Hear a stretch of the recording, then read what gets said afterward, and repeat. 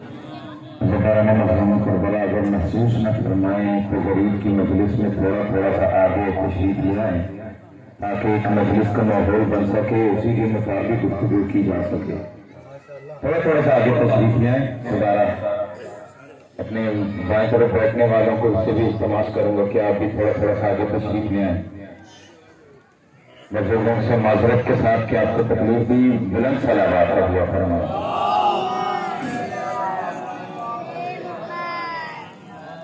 اعوذ باللہ السمیع العلیم من الشیطان اللعین الرجیم، بسم اللہ الرحمن الرحیم، الحمد للہ الذی لا يبلغ مدحته القائلون ولا يحصي نعماءه العادون ولا يؤدي حقه المجتهدون الذي لا يدركه بعد الهمم ولا يناله غيث الفتن الذي ليس لصفته حد محدود ولا نعت موجود ولا وقت معدود ولا أجل ممدود فطر الخلائق بقدرته ونشر الرياح برحمته ثم الصلاة والسلام والتحية والإكرام على أفضل الموجودات الرسول المصدق والمصطفى الأمجد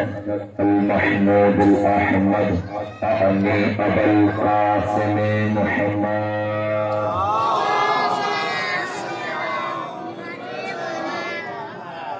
وعلى آله الطيبين الطاهرين المعصومين المنتخبين المنتجبين الأطهرين ولعنة الله على أعدائهم أجمعين من يوم عداوتهم إلى قيام يوم الدين. أما بعد فقد قال الله سبحانه وتعالى في محكم كتابه المتين وهو أصدق القائلين، بسم الله الرحمن الرحيم، قل لا أسألكم عليه أجرا إلا المودة في القربى. صلوات عليه محمد.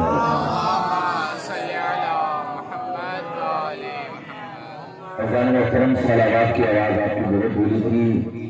میں آپ کو ایک فرمان سناتا ہوں۔ رسول اکرم فرماتے ہیں ارفعوا اصواتکم بالصلاۃ علی فانھا تذھب بالنفاس۔ دیکھو جب بھی مجھ پہ درود بھیجو تو بلند آواز سے بھیجا کرو کہ تمہارا بلند آواز سے درود بھیجنا تمہارے دلوں سے منافقت کو ختم کر دیتا ہے۔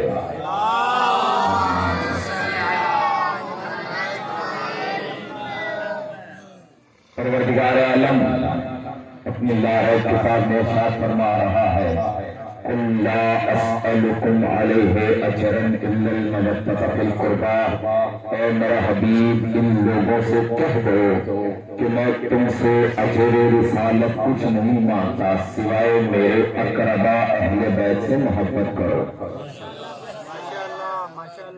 سوائے میری اہل بیت کی محبت کے میں تم سے کوئی سوال نہیں کرتا۔ عزیزان محترم، دنیا کا ایک قانون ہے، شریعت کا ایک قانون ہے کہ جب آپ کسی دکان پہ جاتے ہیں تو جو خریدنا چاہتے ہیں مالک ایک ریٹ بتاتا ہے، آپ اس سے ریٹ پہ بحث کرتے ہیں، جو ریٹ آخر میں معین ہو جائے اس کے بدلے میں چیز خریدی جاتی ہے۔ ایسے ہی ہے نا، پہلے جاتے ہیں، ایک بیچنے والا ہوتا ہے، ایک خریدار ہوتا ہے اور ایک مال ہوتا ہے۔ جو بیچنے والا ہوتا ہے وہ اپنی مرضی سے مال کی قیمت لگاتا ہے، جو خریدار ہوتا ہے اگر اس کی سمجھ میں آ جائے تو وہ مال کی وہی نوعیت میں اسی مالیت میں لے لیتا ہے، ورنہ قیمت کم کرا لیتا ہے۔ لیکن اگر مال خرید لیا جائے یا پھر مال میں تصرف ہو جائے، مال استعمال کر لیا جائے یا مال خریدنے کے بعد اختلاف ہو جائے کہ ریٹ کتنا رکھتا تھا، تو شریعت بھی یہی کہتی ہے اور انسانی عقل بھی یہی کہتی ہے کہ دیکھو جو بیچنے والا تھا اس سے پوچھو، اس کی مرضی چلے گی۔ جو بیچنے والا تھا اس سے پوچھو، اس کی مرضی چلے گی۔ اب دیکھیے گا، اللہ بیچنے والا ہے مال ہے اللہ کا، مال ہے اسلام، قیمت ہے محبت اہل بیت۔ میرے ساتھ ساتھ چلیے گا، مال ہے اللہ کا، مال ہے اللہ کا، مال ہے اسلام، قیمت ہے محبت اہل بیت۔ کہ دیکھو دنیا کا قانون ہے، اگر مال خریدنا چاہو تو قیمت ادا کرنی پڑے گی، قیمت ادا کرنی پڑے گی، اور اگر قیمت سمجھ میں آئے تو دیکھو مال لے لینا، مگر مال چھوڑ دینا، ورنہ مال چھوڑ دینا۔ اب اللہ کہتا ہے دیکھو میرا مال ہے اسلام، اس کی قیمت ہے محبت اہل بیت، اس کی قیمت ہے محبت اہل بیت۔ اگر یہ مال چاہیے ہو تو قیمت تمہیں ادا کرنی پڑے گی، اگر یہ مال چاہیے ہو تو قیمت ادا کرنی پڑے گی۔ کیسے؟ اگر تو یہ مال رکھنا چاہو تو رکھ لو، چھوڑنا چاہو تو چھوڑ دو، لیکن اگر رکھ لیا تو یا تو محبت کی محبت کرو، یا تو سرے سے مسلمان ہو جاؤ، یا پھر چھوڑ کے کافر بن جاؤ۔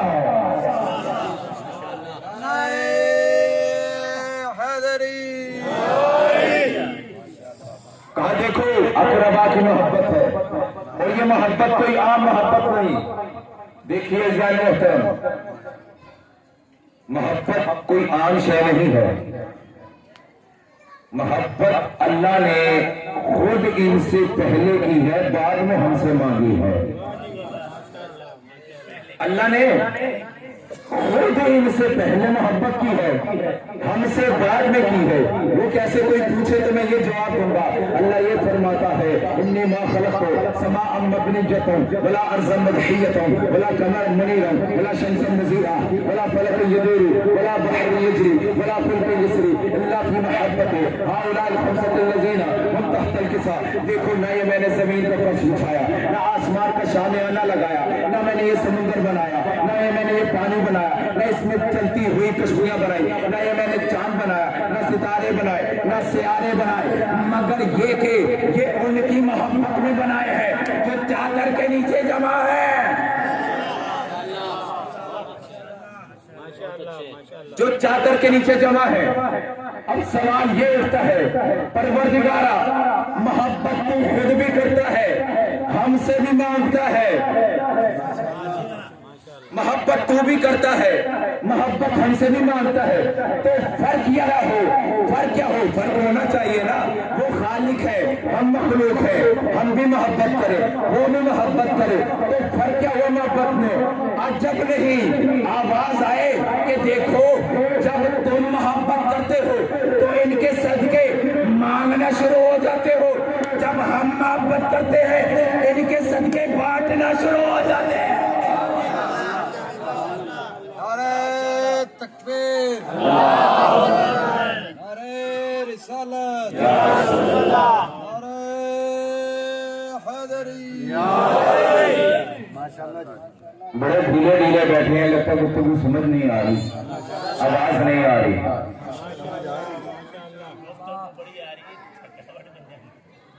درود بھیجیے محمد والے۔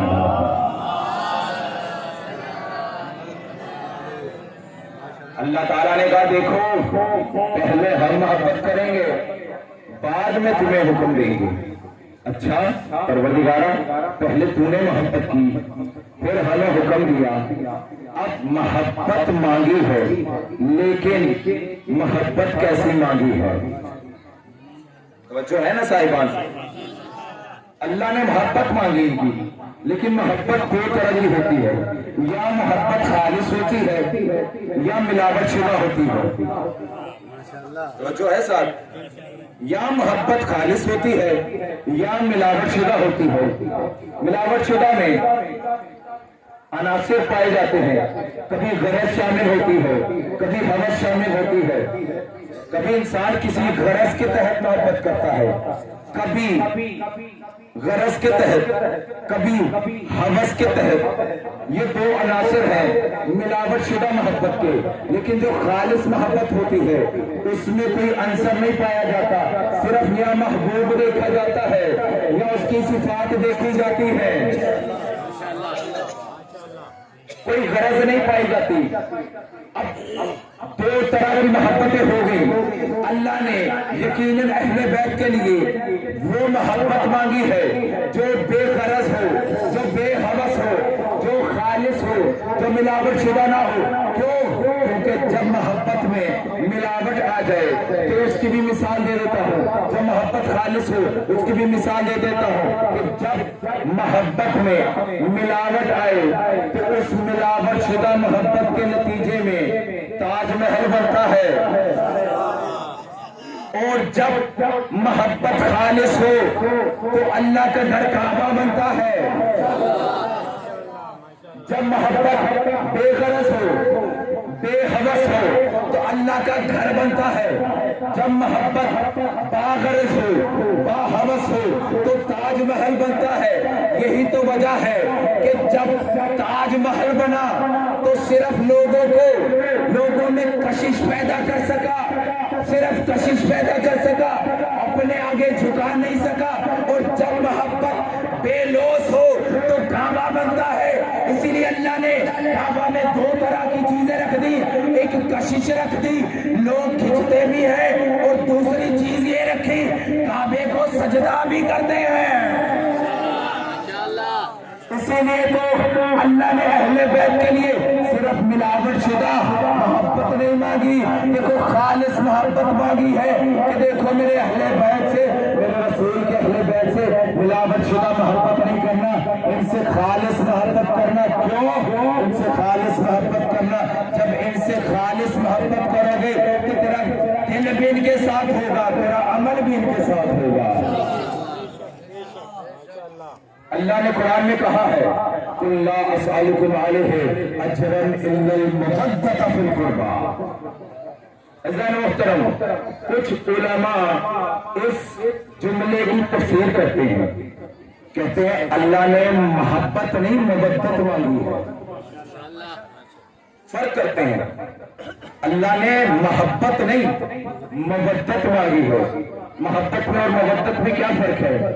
محبت کہتے ہیں کسی کو دل سے مان لینا، محبت کہتے ہیں کسی کو دل سے مان لینا، اور مودت کہتے ہیں کسی کو دل سے مان کے اس کی بھی مان لینا۔ اللہ نے قرآن میں اہل بیت کی محبت نہیں مودت مانگی ہے، اور رسول نے یہ بتلا دیا انی تارک فیکم الثقلین کتاب اللہ وعترتی اہل بیتی ما ان تمسکتم بہما لن تضلوا بعدی ابدا۔ کہ دیکھو میں اپنے بعد دو گرا قدر چیزیں چھوڑ کے جا رہا ہوں، ایک اللہ کی کتاب ہے، دوسری میری اہل بیت ہے۔ اگر دونوں کا دامن تھام لیا تو خدا کی قسم کبھی گمراہ نہیں ہوگے، یہ دونوں ایک دوسرے سے جدا نہیں ہو سکتی یہاں تک کہ حوض کوثر پہ پہنچ جائیں۔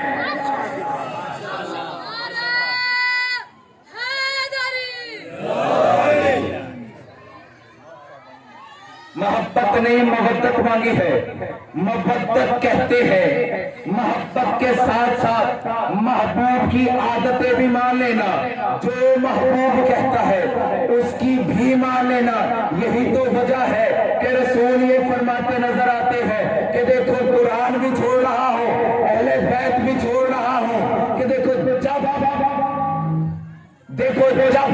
تمہارا کچھ دیکھنے کا دل چاہے تو اہل بیت کو دیکھ لینا، جب عمل کرنے کا دل چاہے تو قرآن دیکھ لینا۔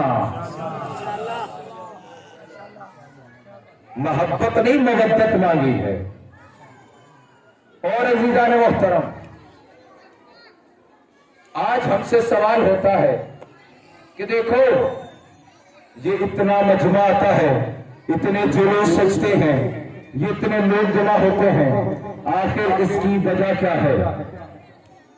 میرے ساتھ ساتھ ہے نا، وجہ بیان کر دوں، آپ کو اپنی خاموشی توڑنی پڑے گی۔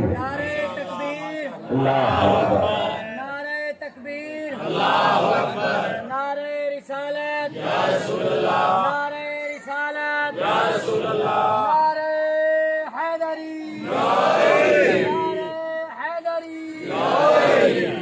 کروں گا بات ادب کی حدود کے اندر، 4 مصرے آپ کی ذہنوں کی سماعت کی نظر کر رہا ہوں. کروں گا بات ادب کی حدود کے اندر کہ جس طرح دین بند ہے درود کے اندر.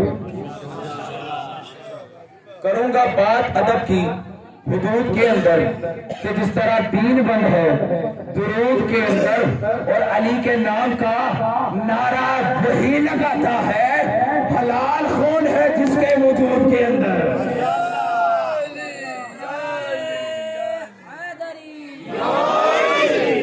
ابھی بھی آپ کی آوازیں نہیں اٹھی تو آپ کی اپنی مرضی ہے.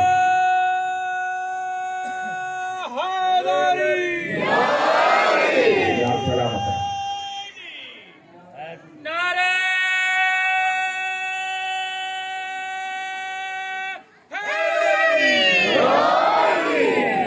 ہم سے پوچھا جاتا ہے کہ دیکھو مجلسیں کیوں کرتے ہو, تمہارے مجلسیں کرنے سے بڑا حسین کو کیا فائدہ ہوگا.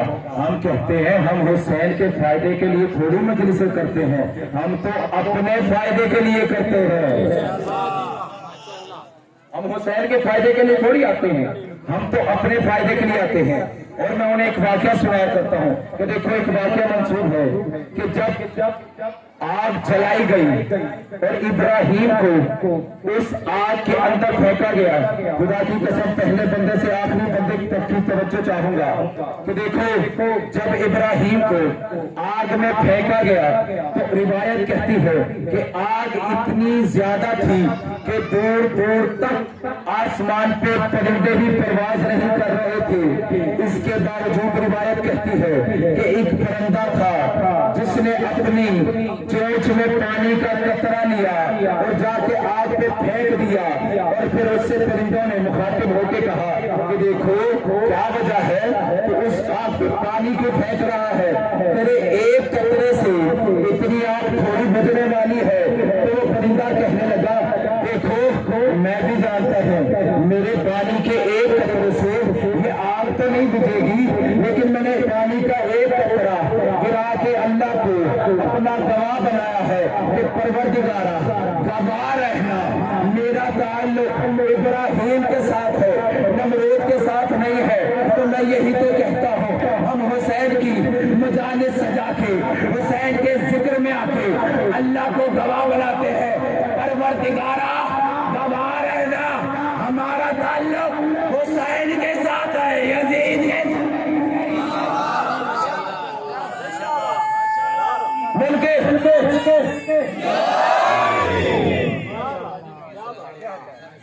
ہمارا تعلق حسین کے ساتھ ہے, یزید کے ساتھ نہیں ہے. یہ ہم اپنے جذبات کا اظہار کرتے ہیں. اور تم کیا جان سکو گے, کیا یہ مجلسیں رک جائیں گی تمہارے روکنے سے, کیا یہ ذکر رک جائے گا. خبردار یہ سوچنے کی بھی زحمت نہ کرنا کیوں یزید کے دربار میں علی کی بیٹی یہ بول رہی تھی یا یزید تم کئی پکا بس آسایتا بس منا شدت پکا واللہ اللہم عن ذکرنا بلا تمہیں تو وحینا. اے یزید جتنی کوششیں کر سکتا ہے کر لے, جتنے ظلم ڈھا سکتا ہے ڈھا لے, جتنے ظلم ڈھا سکتا ہے ڈھا لے, جتنی کوششیں کر سکتا ہے کر لے, جتنے مکر و فریب آزما سکتا ہے آزما لے. ایک مرتبہ کہتی ہے بابا کے لہجے میں, کہتی ہے شالی کی شیر دل بیٹی, اے یزید تیرے دربار میں آنکھوں میں آنکھیں ڈال کے علی کی بیٹی وعدہ کر کے جا رہی ہے, اے یزید قیامت تک تیرا نام نہ ہوگا, اور اگر گلی گلی میں محلے محلے میں گھر گھر میں میں نے حسین حسین نہ کرا دیا تو مجھے علی کی بیٹی زینب نہ کہنا.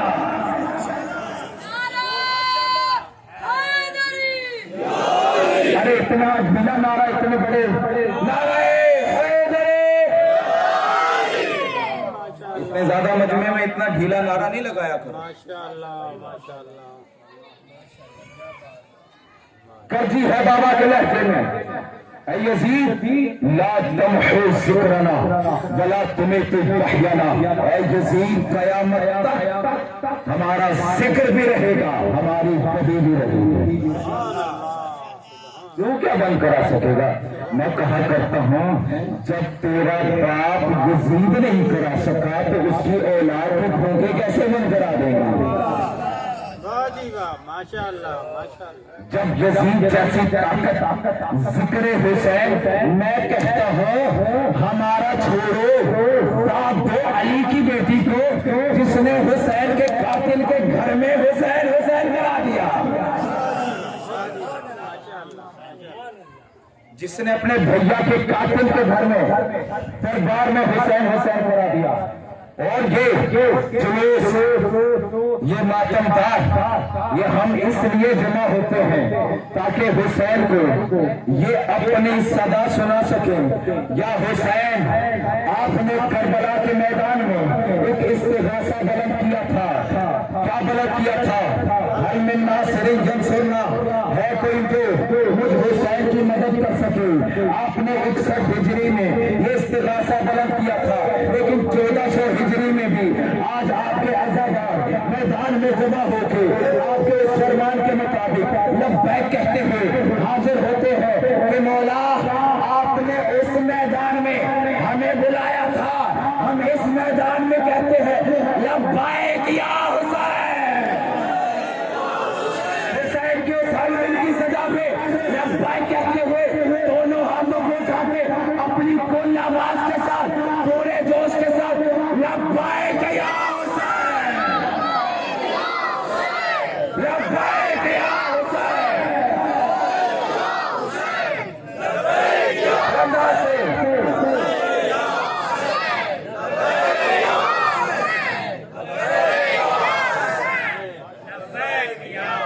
نعرہ حیدری،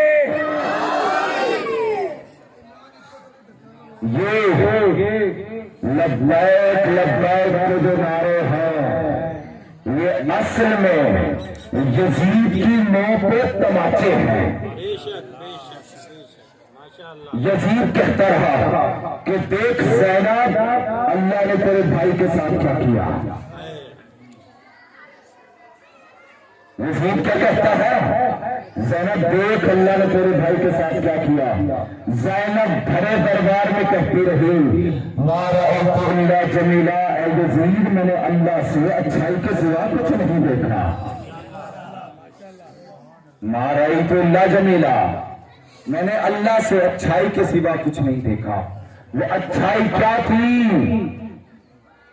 وہ اچھائی یہی تو تھی کہ اللہ نے جسموں کو نہیں مقصد کو دیکھا۔ کیا تھا مقصد؟ یزید کا مقصد یہ تھا کہ دیکھو نہ کوئی وحی آئی نہ کوئی قرآن آیا، یہ تو اہل بیت کا ڈھونگ ہے، صرف حکومت حاصل کرنے کے لیے اہل بیت کہتے رہے کہ قرآن بھی آیا ہے وحی بھی آئی ہے، لیکن حسین کہتا رہا کہ دیکھو وحی بھی سچ ہے، قرآن بھی سچ ہے، نماز بھی سچ ہے، حج بھی سچ ہے، زکوٰۃ بھی سچ ہے۔ اے یزید، یہی تو وجہ ہے کہ یزید کہتا رہا کہ نہ قرآن ہے نہ اذان ہے نہ نماز ہے۔ یہی تو وجہ ہے جب سید سجاد نے دربار یزید میں خطبہ دیا اور ایک مرتبہ یزید نے حکم دیا کہ فوراً اذان شروع کی جائے، جیسے ہی مؤذن نے اذان شروع کی سید سجاد یزید کی طرف دیکھ کے کہنے لگے بتا اب کہ تو جیتا یا ہم جیتے؟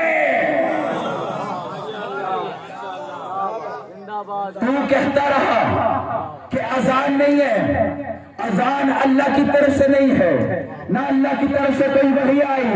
اب تو خود اپنے کارندوں کو اذانوں کا حکم دے کے بتا رہا ہے کہ دیکھ محمد اللہ کا رسول ہے، اب سچ سچ بتا اس محمد کا نواسا تو ہے یا میں ہوں؟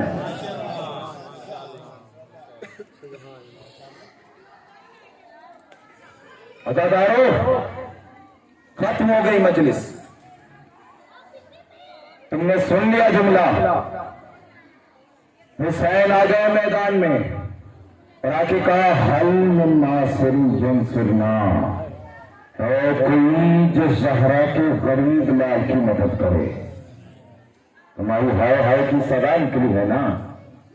ہے کوئی جو زہرا کے غریب لال کی مدد کرے؟ عزادارو بس ایک مرتبہ خیموں میں کوہرا مچ گیا. تمہاری صورت ہائے نکلی ہے، خیمہ میں کوہرام مچ گیا. حسین گئے خیمے میں، کہا زینب میں نے کہا تھا نا جب تک حسین زندہ ہے تب تک شور نہیں مچانا، تب تک کوہرام نہ مچے.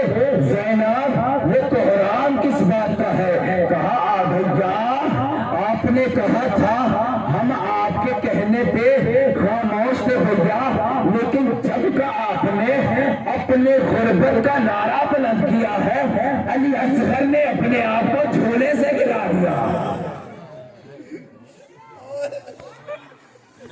بھیا علی اصغر نے اپنے آپ کو جھولے سے گرا دیا.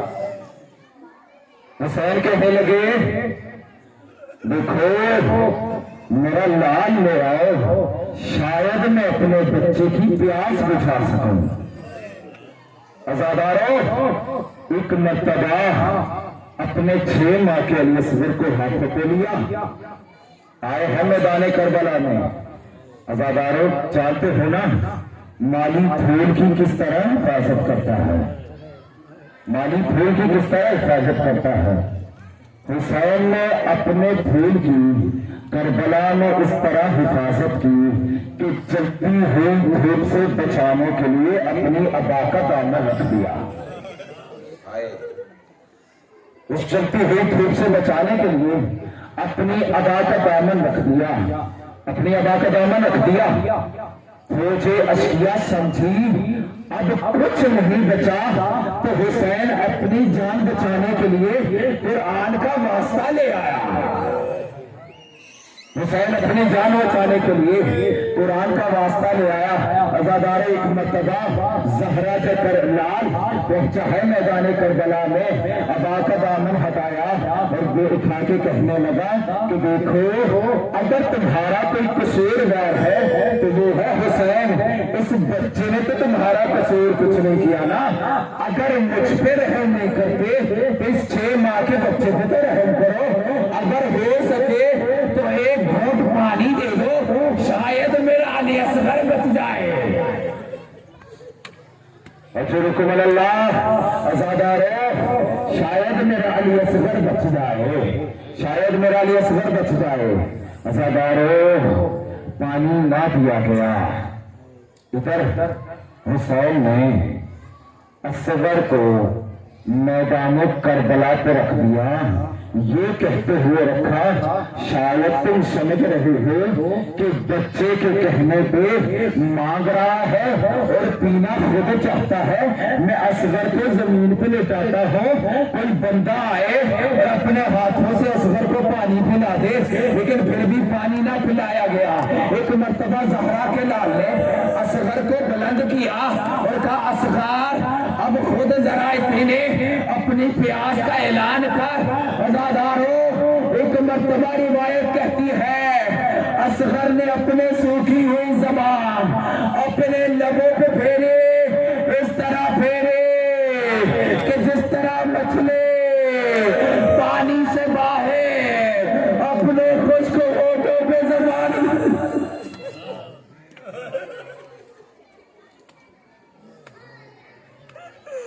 اجرکم اللہ.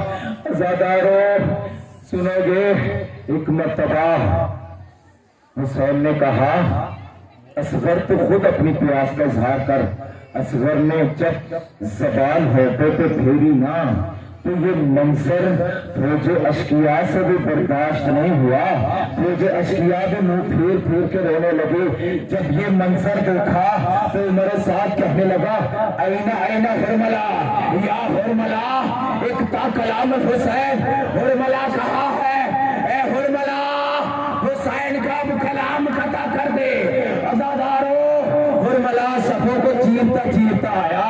روایت سننا ہرملا صفوں کو چیرتا ہوا آیا. سنو گے عزادارو روایت شریعت کا بھی حکم ہے جب कोई जानवर ज़िबा करना चाहो तो उस जानवर के मुताबिक आला इस्तेमाल किया करो, उस जानवर के मुताबिक आला इस्तेमाल किया करो। अगर छोटा जानवर हो तो छोटा आला चलाया करो, अगर बड़ा जानवर हो तो बड़ा आला इस्तेमाल करो।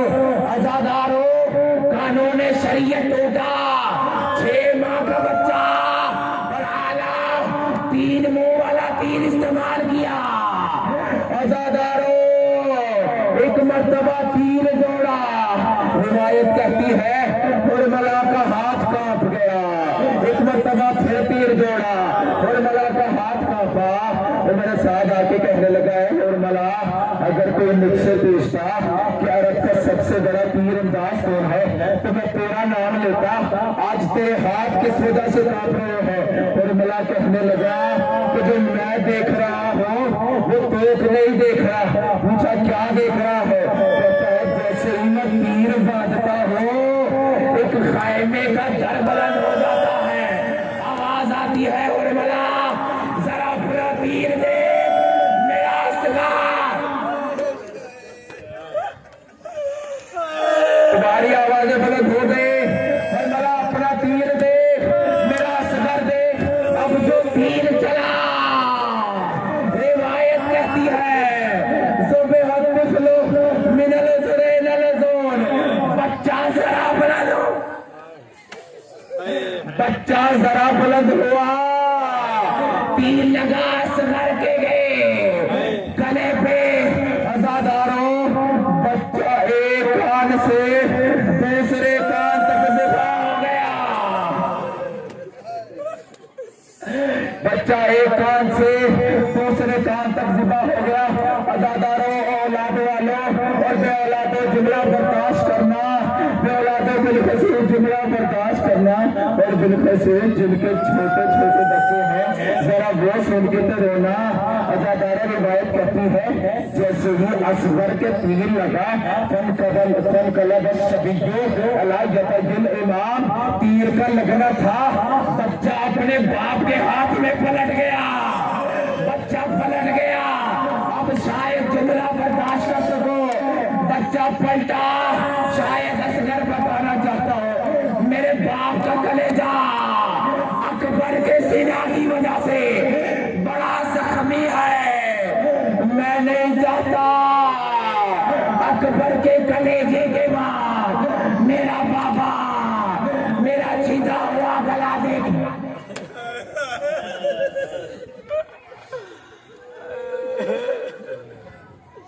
हजरत वाला आजादारों, मैं नहीं चाहता कि मेरा बाबा हाय मेरा गछड़ा हुआ गला देखे। आजादारों, एक मर्तबा असगर बेशीर को हाथों पे लिया, दोबारा बाकड़ा में डाला। आजादारों, रिवायत सुनना बड़े सब जुमले हैं।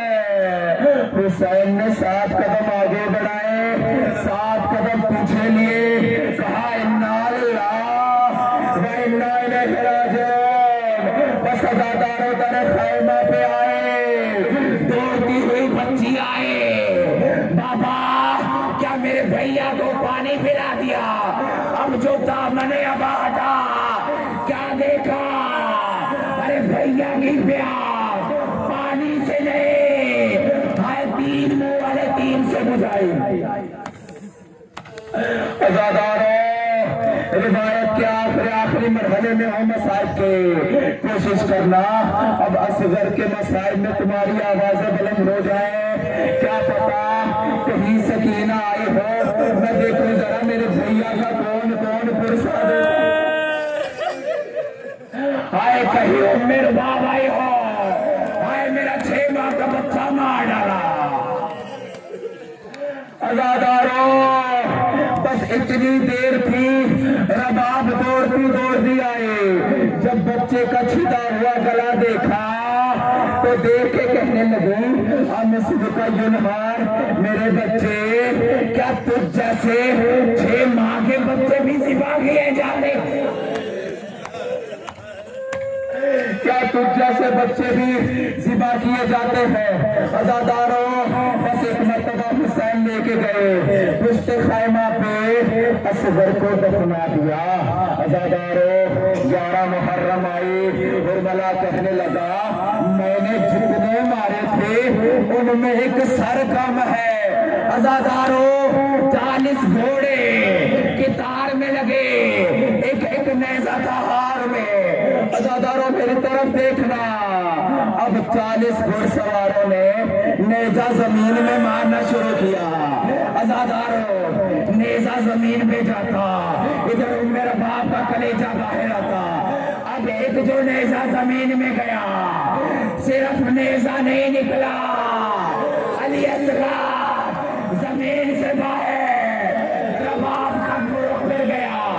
زینب کی طرح ارے بہنا شہید ایک مرتبہ مارا گیا، میرا بچہ علی اصغر آئے 2 مرتبہ مارا گیا۔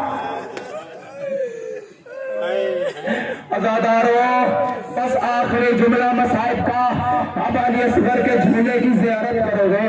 عزادارو اس جھولے کی زیارت کرنا اور دیکھنا تمہارے آنسو نکلتے رہے اور آوازیں جس قدر ہو سکے بلند ہو۔ کیوں شام غریبہ میں 2 بیویاں تھیں جو جلتے ہوئے خیمے میں گئی تھی، سنو گے سناؤ نا، وہ 2 بیویاں تو تھی۔ روایت کہتی ہے پہلی بیوی تھی زینب کبریٰ جو حسین کی امانت سید سجاد کو بچانے گئے، اور دوسری بیوی تھی ام ربا، کہتی ہے میرا بچہ مارا گیا، ہائے میرے بچے کے جلے ہوئے جھولے کی لکڑیاں، ہائے میں اپنے بچے کے جھولے کی لکڑیاں ہائے چومتی رہے، ہائے میرے بچے کا جھولا۔ عزادارو اس جھولے کی زیارت کرو، یہی